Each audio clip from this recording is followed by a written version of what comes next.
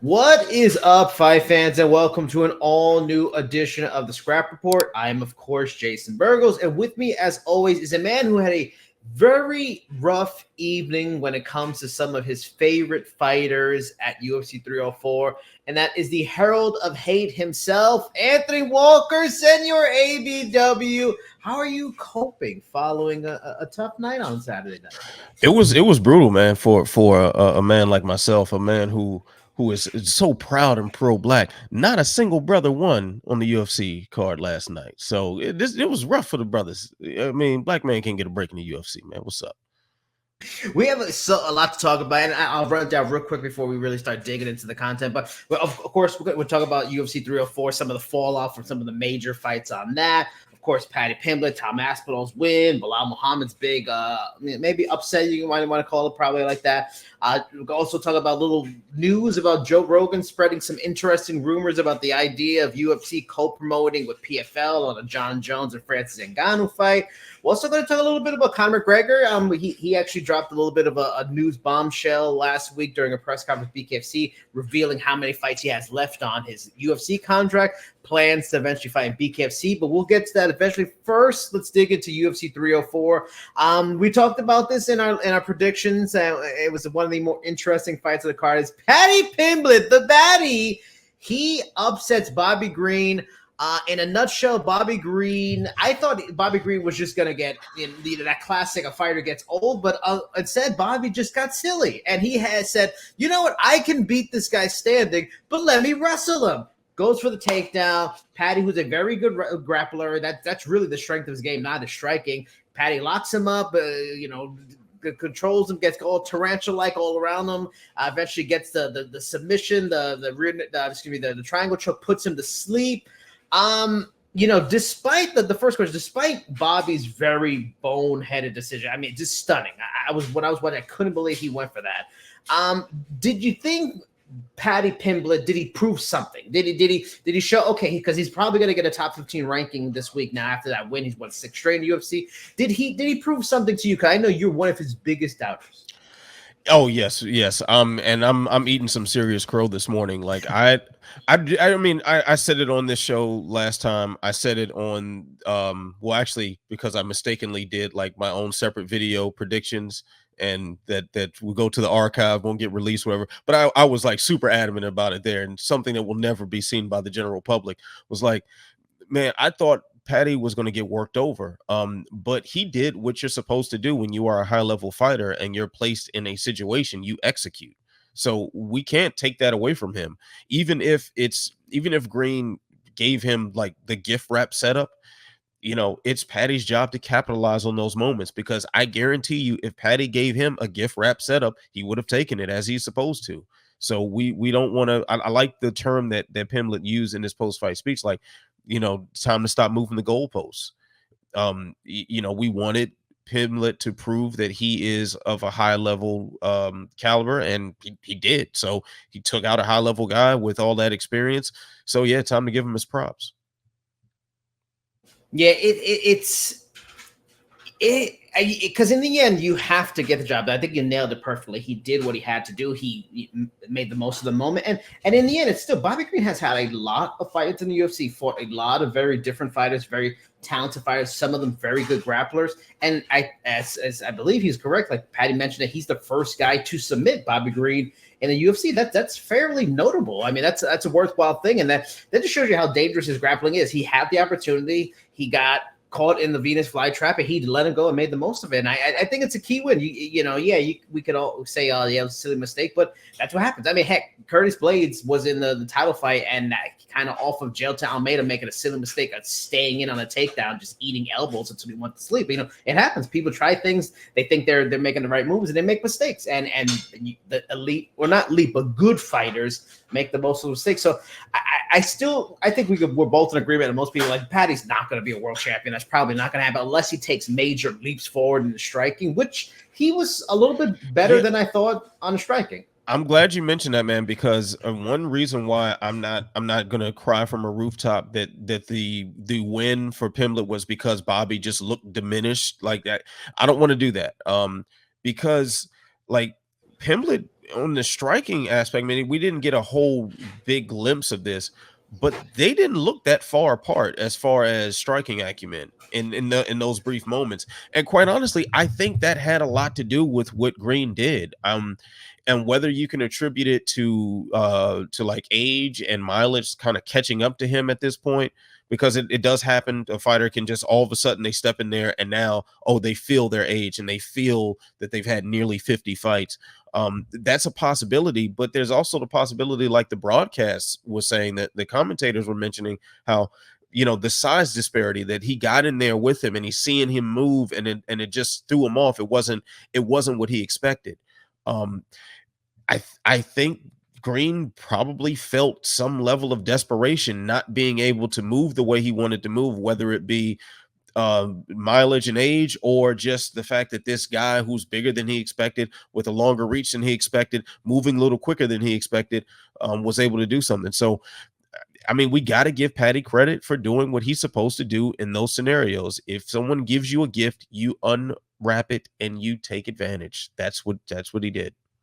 Yeah, I mean, and it's a big thing for the UFC. Obviously, he got these custom shorts and stuff like that, which is kind of crazy. You know, you get Max Holloway custom shorts, Big Stars custom shorts, Paddy Pimblett, who wasn't even ranked, but that just shows you how much a big star he is in the UK and in general. He signed his new contract before the fight. Yep, signed a new contract. So he's a moneymaker, and this is a big thing for them. And what happens next? Because the UFC did a fairly good job of kind of curating his schedule, giving him a certain kind of fights, leveling up every single time, a little bit more. Bobby Green's another nice little level up, ranked fighter. Where does he go from here? Now, Paddy gave a really interesting suggestion, and that was a fight with Renato Moicano, which I think is a great fight, great idea. And I think even though Renato's, let's say Paddy takes Bobby's spot at 15 on the UFC rankings, Renato's still quite a few spots ahead of him, but I can see him be interested in that fight because he thinks I can destroy him and I'll take his momentum. But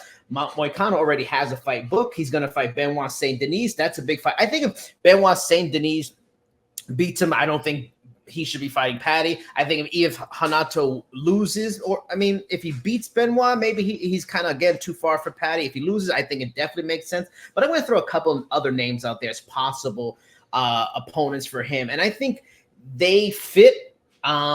They are winnable, but still dangerous, and they serve the purpose of building Paddy's name further. What are your thoughts on possibly Rafael Dos Anjos or Dan Hooker as potential Paddy Pimblett opponents?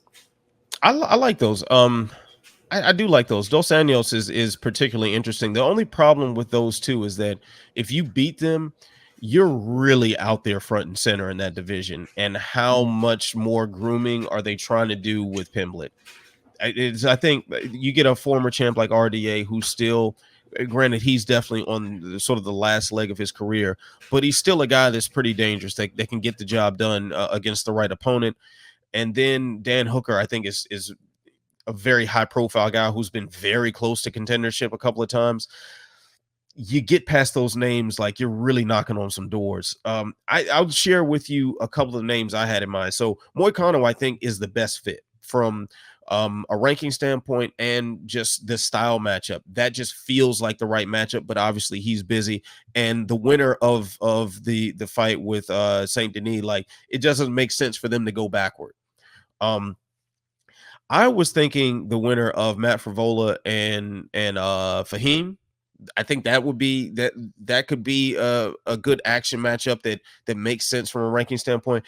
Another name which now doesn't really rank with me, Drakkar Klose. If this was a fight that went to decision, if it wasn't this stunning finish that we got, I would like to see Drakkar Klose. I think that is a good style matchup for him too.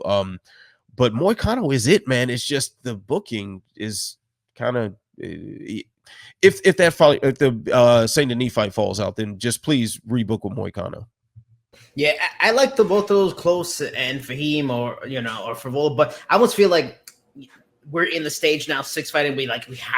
Paddy has to start getting bigger names. That's why Hooker and RDA are interesting, because they're both really kind of long in the tooth career-wise. They're like Ferguson, Green, but a little bit better in that their best days are probably behind them, so it's winnable. But there's the name; it's not a huge enough threat. I was, a person that's at the end of the top 15, who in theory should make sense, but the UFC is not going to put him anywhere near this guy as Jalen Turner. Jalen Turner would be an idea, but he's not. Yes. Going near Jalen Turner.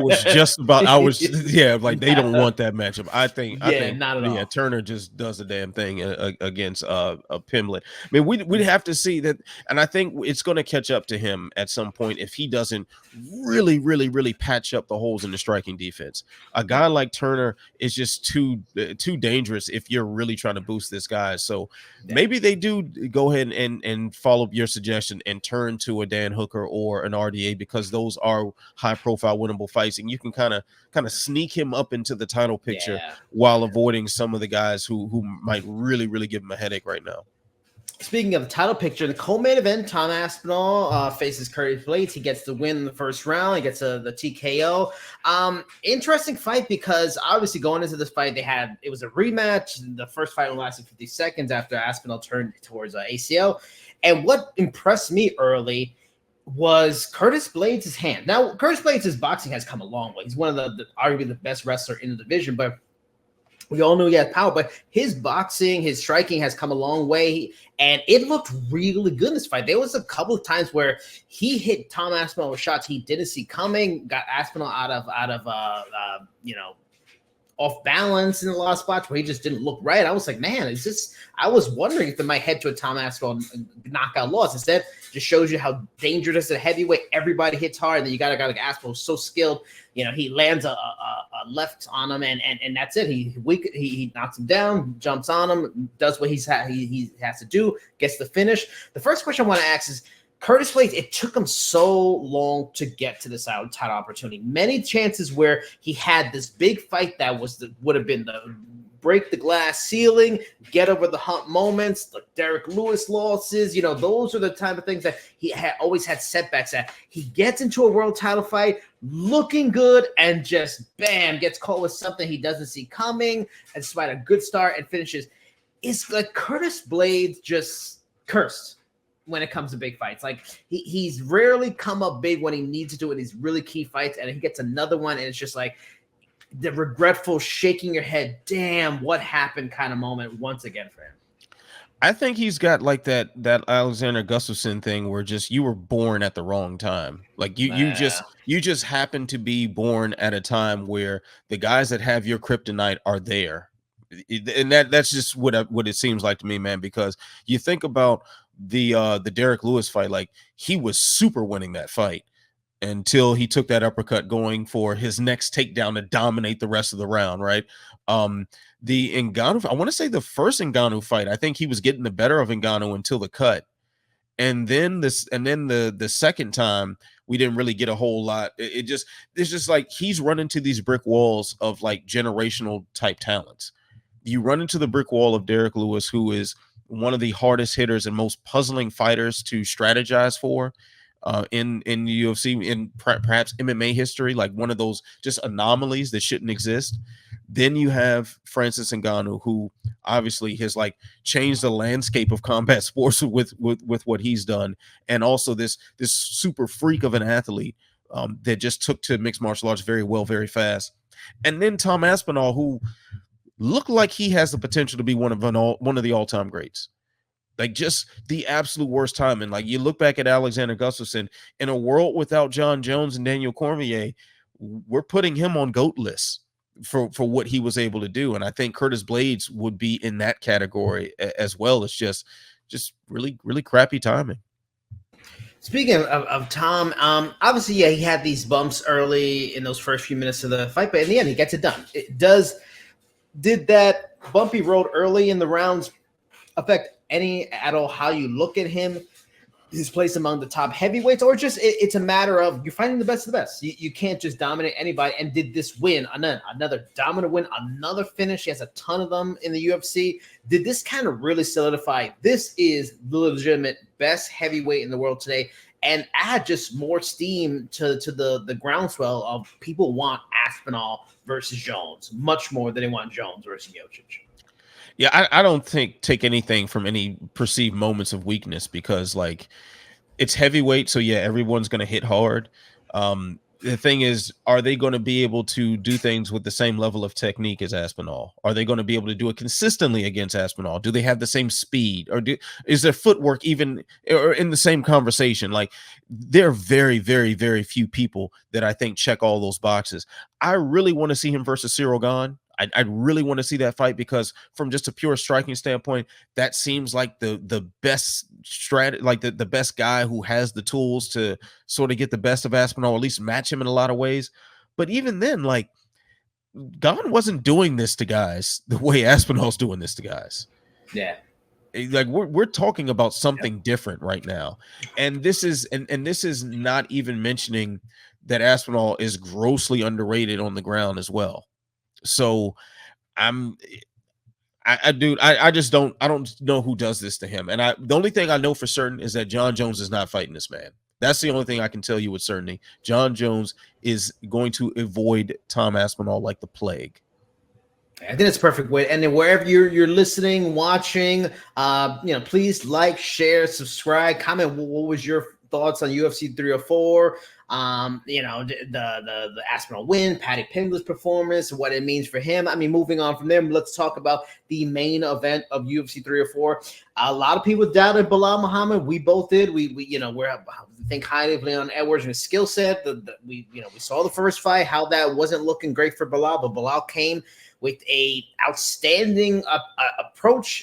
I wouldn't say it was a unique game plan. We talked about it after the fight. Felt very much like a classic Colby Covington kind of approach. High output, intense, pushing the pace, mixing up his striking and wrestling. Wasn't loading up on shots necessarily. It just that peppering, bother you, get you uncomfortable, get you off balance, make you defend. Go for the takedown, rinse, repeat. And Leon just had a lot of trouble with stopping it. I mean, even from the get-go, you can tell that it was the problem for him. Like, the pace was tough for him. And Belal was able to do something that Kamaru Usman couldn't do, what Colby Covington couldn't do. You are the expert on the X's and O's, really, of the strategy and all the elements of a fight. Explain for the folks watching, listening, what was he able to do? Like, specifically, what made it so difficult for Leon to deal with them after having such success against him, beating Colby, beating Usman? What made Belal's approach in this fight a little bit different and so successful? You know what? I like you use the term peppering. Like, that was sort of the thing. Like, and that's a strategy, as you said. Colby Covington has sort of that made his run to the interim title and stuff, was just peppering guys, a lot of volume. Sean Strickland, the same thing. The difference between what Belal Muhammad did and what Colby Covington tried to do to Leon Edwards was that it wasn't just peppering. It was like, let's call it jalapeno peppering. It had just enough kick on it. Yeah, it just had enough spice on it to make you think twice about ignoring it and moving forward. So the thing that I noticed the most was that Leon is hands down the better pure striker. He's the guy that's more technical. He's the guy that has all those boxes checked. But he just was not stepping into range. It was like, he whiffed on a whole lot of punches, and that's because as he's trying to like do his pull counters and all that stuff, he wasn't stepping forward really. His feet were just slightly out of range. And I think they were slightly out of range for two reasons. One, he actually felt the power coming back at him. And two, if you step forward and Muhammad drops levels and goes in for a takedown, you're more likely to get taken down if you're moving forward and you like run into that brick wall. So I think those two things kept him from really stepping in range. Ironically, had he done that, had he stepped in range and threw caution to the wind a little bit more, we're probably talking about a different result. As you saw, once it got to the floor, even if it took him a while, like, Edwards is no joke on the ground. Like even against a grappler like Muhammad, like he was able to reverse a lot of those positions. And you saw what he did in the last 30 seconds of the last round. Like he broke away for just a moment and then split his face open with some hard elbows. Like I think that what Muhammad did was just put on enough power to give him some consequence that he couldn't ignore. And the threat of the takedown combined for him to just not optimize his best weapons. So Belal Muhammad did like sort of like a physical version of Sun Tzu. Like you take away your opponent's strengths. That was masterful performance by him. Yeah, it was really impressive. All respect to him. After the fight, Leon claimed that he wasn't feeling good all week. He felt tired. And I guess understandably because the UFC did a really silly move. And I'm just watching the card. I just felt like, God, how disrespectful to this large crowd you got here in Manchester that they're forcing this audience to come in and pay premium prices to watch fights at 3, 4, 5 in the morning their time so we can have it. I get, and I wondered if a lot of fighters that was affected by it, but the only flip side to that is it didn't affect Belal. And it's like, it's a weird, the excuse seems to fall a bit considering that. No, actually, I think there's a lot of truth to that. And I believe when we were texting, because, a look behind the curtain, like pretty much every major fight, we're texting each other like throughout the whole main card. And one thing that we were talking about, like the time, like we're tired here in the US. Like you're in Central Time now, right? Yeah, no, I'm still Eastern. You're still Eastern? Okay. Oh, yeah. I thought Ohio. Yeah, was... right. We're right near the edge of Central. Yeah. Okay. You need to move a little bit over to the left. Thanks. By some time, you live longer. So I'm 3 hours back from you or whatever, and we're tired. Like we're just really freaking tired.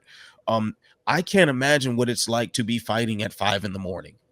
Belal Muhammad lives in the US. So yes, he went over to England for this fight, but how long has he been there? Like, was he acclimated to time in England or something? I don't know. Like, if he just came over for fight week, then you pretty much get over the jet lag and you are what you are, and you just go in there. Leon Edwards lives in England, so it's not like it's going to be a lot harder to divorce his body of like that natural rhythm of what you're supposed to be doing in the middle of the night, sleeping, if not, doing nefarious things that need not be mentioned on the show. So yeah, I think there's a lot to it. That all the European fighters on the card, like everyone was sluggish and everyone was a little bit lagging behind, and the audience was like into it when they were into it, but when they weren't, like they were literally dozing off. And the crowd shots that they would show, there was somebody in there with their head slumped over. It's brutal. It's rough to do to the human body, and highly, highly disrespectful of such a loyal fan base. Yeah. I don't know how they do the defense. It's mind-boggling. I mean, I get that perspective on Leon, and it's fair, and it's messed up for everybody. But it's also just like we all knew about this. What, maybe 2 months in advance? Yeah. So you have time to try to prepare, right? Yeah, it's like you adjust your training camp to the middle of the night or whatever. I know Ngannou did that when he fought Anthony Joshua. Exactly. You adjust your body. You try to, at least. Yes. Now it might be hard to divorce yourself of that entirely because you spent your whole life there. That makes sense. But still, at the end of the day, when it's go time, it's go time. Yeah, you got to be a professional. It's like when they go to fights in altitude, like Mexico City. You go there a month in advance. You get acclimated to the altitude. So I get it. But considering how this went for him, how he lost, do you look at it as a bad night for Leon? Or the way I took it is, I think it just solidifies what always happens in the UFC and in just anything in fight sports. You have a dominant, legendary kind of run from a champion, Kamaru Usman, and you don't see another champion, another legend follow suit right away. We saw it with Anderson, Robert Whittaker. All due respect, Robert Whittaker is a very good fighter, but he has had his injuries, he had all this kind of thing. That hurt him a little bit. Adesanya came, and then there's been volatility in that division since. You had like a great run from Stipe, and there's been volatility since. And so it just, for me, I feel like this just was kind of a proof of Leon's a very good fighter, and not to get away, he's going to elite fight as a world champion, stuff like that. But there's just differences with the elites that can defend and keep those titles for multiple years, 6, 7 defenses, and then other people. And no disrespect to other people, but that's what separates the men from the boys. And I think we're in for a tough but interesting, volatile period in welter. How do you see it? Volatility? This is just going to come, and Leon is he's just part of this group of guys that are all vying for it, or he is elite. He has potential to be one of the greatest ever. He just had a bad night. Probably, I know I say this a lot, but I think it applies today. I think the truth is somewhere in the middle. Everyone is going to have a bad night. Like, as long as you and I have been writing and podcasting, all this stuff, there are definitely some days where we turn on our laptops and we got to write some words and no words are coming out of our brains. Like, it happens. Or we get on the mic and just start stuttering over our words and sound like bozos. It happens from time to time. And I think for a fighter, it's just that those bad nights come with concussive consequences and come with losing half of your paycheck and come with losing your title belt and getting pushed further down the line in reaching your goals. So it just comes with more consequences. He probably had a bad day, whether it was the time, whether it was a bad camp, whether it was some lingering injury that we'll hear about later, or food poisoning, or, got an argument with his wife, or whatever the case may be. It's always something. It's always something that can go wrong behind the scenes that we're not aware of. So I'm willing to give him the benefit of the doubt, considering what we've seen of him in recent years. I mean, we're talking about a guy who went on like a record-setting run in order to get to the title. So let's not discount this man right away. And by the way, he lost the belt to a man who rivaled him as far as this record-setting run at welterweight. So let's just give credit where credit's due. Leon Edwards was an exceptional champion. Belal Muhammad put on a career-defining performance, and I'm very curious to see what happens with both of them in the future. Now, this past week, we got a real interesting little bit of a nugget of news from Joe Rogan on his podcast. He talked about, I believe it was the episode that he had Francis Ngannou on, and the conversation, of course, as always with Francis in the last few years, is the idea of a dream fight with Jon Jones, the kind of those big what ifs. It was negotiated, it was close. It seemed like at one point a few years ago, it just never happened. Both sides blame the other for why the deal was never made. Now Francis is out in PFL, he's boxing, and it just seems like a non-starter. That fight's going to happen. But Joe Rogan suggested that because of the influence that the Saudi Arabian Public Investment Fund and Sheikh Al Turkey, I think, Turkey Al Sheikh. Turkey Al Sheikh. He's a big influencer, a promoter, that's throwing around a lot of big money. He's getting a lot of big fights like Francis versus Fury and Francis versus Joshua in the kingdom. And that because of they have a majority ownership in the PFL, maybe they throw a ton of money at the UFC for the idea of a Jon Jones versus Francis Ngannou fight. And Joe Rogan is under the belief that Dana White would be open to it. And, we've seen it in the past. Yes, they don't co-promote unless they can make a lot of money, like they could with the Floyd Mayweather fight. If, the Saudis are willing to give the UFC $500 million to make this fight or something like that, maybe it's possible. What are your thoughts? Is it realistic and that something like this could actually happen with the Saudis throwing around some big money? I absolutely believe that it's realistic. And I'm definitely, for obvious reasons, I'm not one to blindly accept Joe Rogan theories.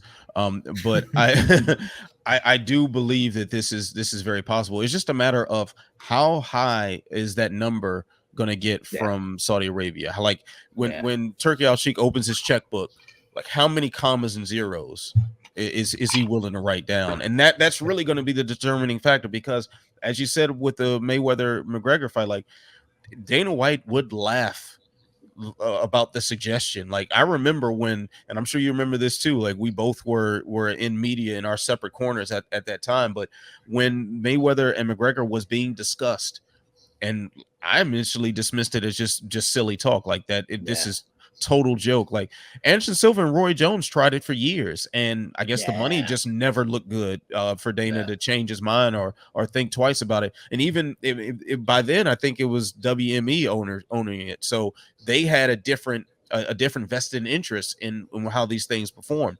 Now you have shareholders, with Endeavor. You have Saudi Arabia has invested in PFL itself. Mhm. I mean, the money just seems right on both ends for this to be. It's just a matter of how much are they willing to throw at it. Because the moment that Dana White or Ari Emanuel or anyone with any sort of pull in Endeavor hears a number that they like, it is happening. Yeah. It's just that simple.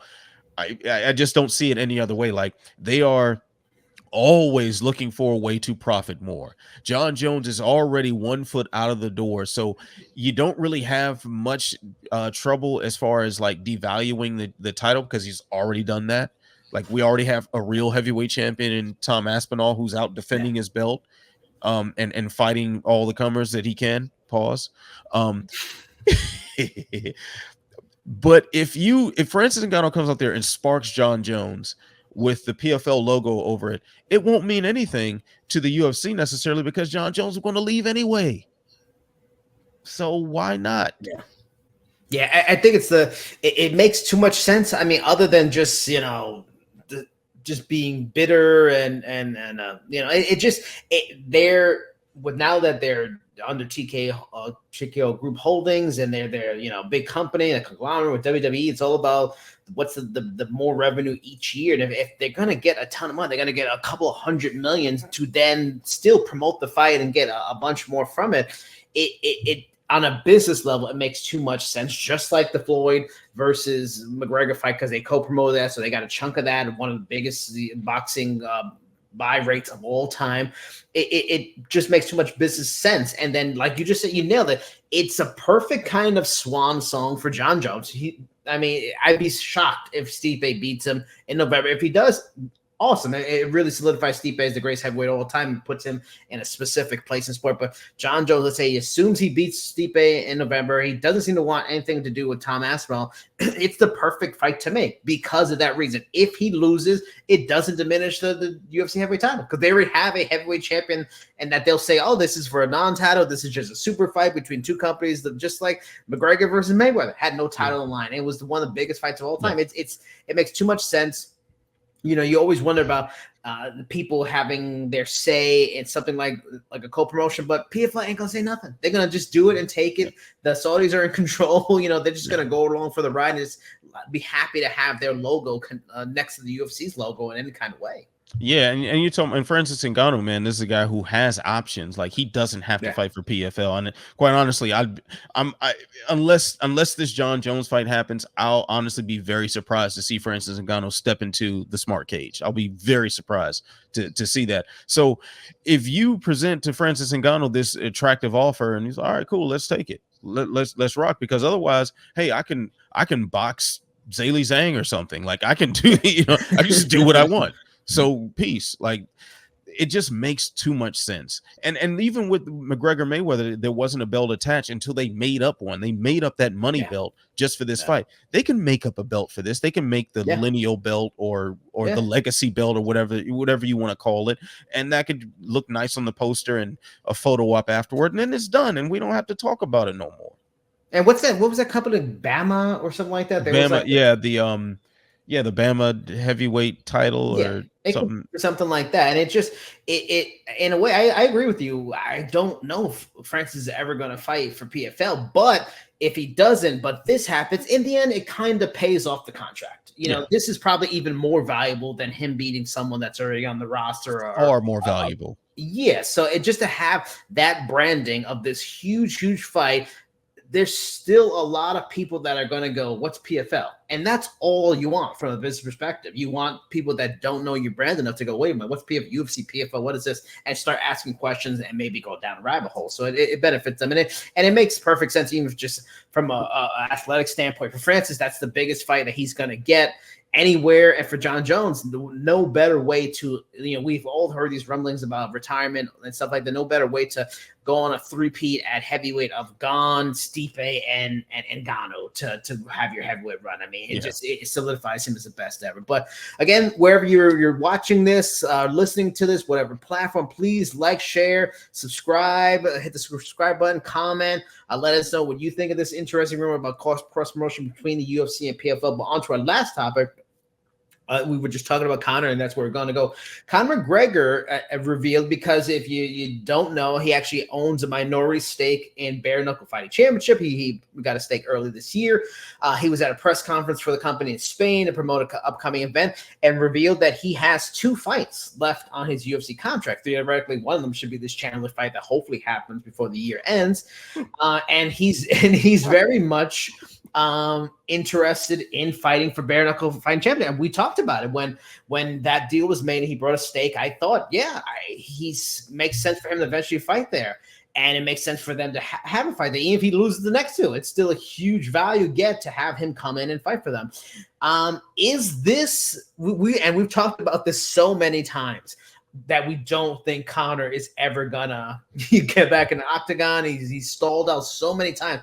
But is this the reason for him to get this Chandler fight done, finish off the next fight, so he can go to BKFC and make all the money? Instead of just being under contract and he has a certain amount per fight and stuff, he can go make and promote whatever all kinds of money under the BKFC banner. And also on an athlete level, it seems like in a lot of ways he's kind of bored maybe with MMA. You can't get any higher than a 2-division champion, the first 2-division champion, then do it again. That's not going to happen. But he was very excited about fighting Floyd, maybe going into to be the face of this sport that is growing, that is going to really doing some big things. And it is boxing. Is this the thing that gives him that motivation to finally get back in the octagon and we see Conor McGregor fighting for BKFC next fall?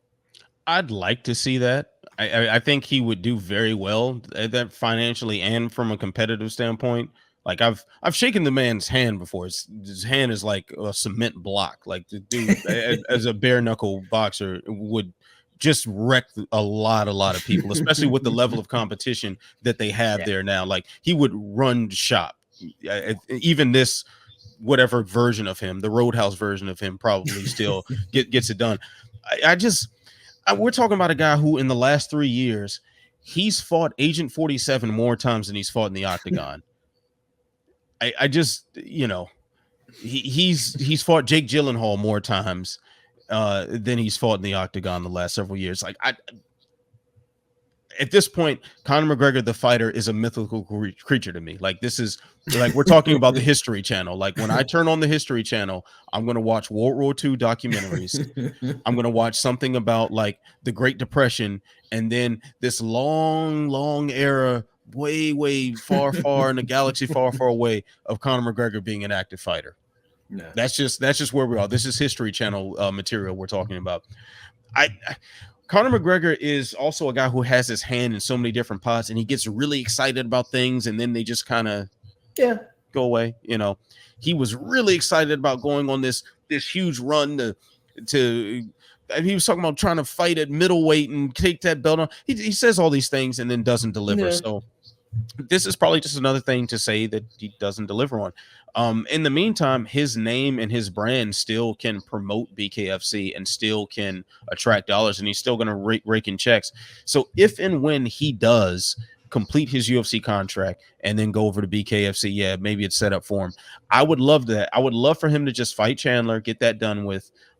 Depending on how that goes, you still have the Nate Diaz fight if they can put that together as a trilogy, and then walks off into the sunset, or with the rumors of Khabib coming back with all of his issues, they put that together or something. There are possibilities, but it would involve a McGregor that we haven't seen since 2021. I don't know if that guy still exists anymore.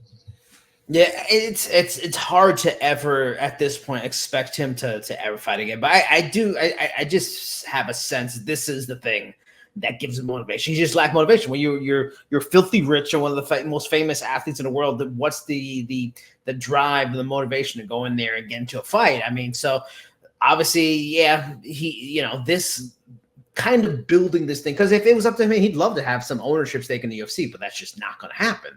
So to get some ownership stake and some control and stuff like that on this kind of BKFC's pretty much become the UFC of bare knuckle fighting. I'm not to say bare knuckle fighting is on anywhere on the level of MMA, but it's a thing. It's what people know it as. They just know BKFC, and that's bare knuckle boxing. And he to be the face and one of the names, and I think that intrigues him. He's a businessman. He likes making money. He likes, he's still doing the proper 12 ambassador stuff and all those kinds of things. So I wouldn't be surprised if this is finally the kind of thing that really gets him going. I mean, but then again, he fights Chandler, gets injured, and he's like, I'm not going through all this again to get healthy and get back. So it would be great because him active with BKFC opens up so many other doors of just entertainment possibility.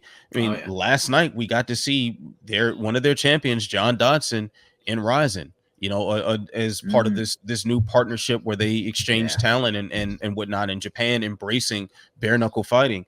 Man, to see Conor McGregor in some wild exhibition match against a pro wrestler or against Ryan Garcia's goofy ass or something like that, and would be very intriguing in Saitama Super Arena. Those are the possibilities that they can open up. So I would like to see it. I just don't think that guy that's motivated to get it done in order to open that door, it still exists. I would love to be proven wrong. All right, that is it. Again, wherever you're watching, listening, please like, share, hit the subscribe button, comment on what you think. Until next time, I'm Jason Burgos. He is Anthony Walker. Bye-bye.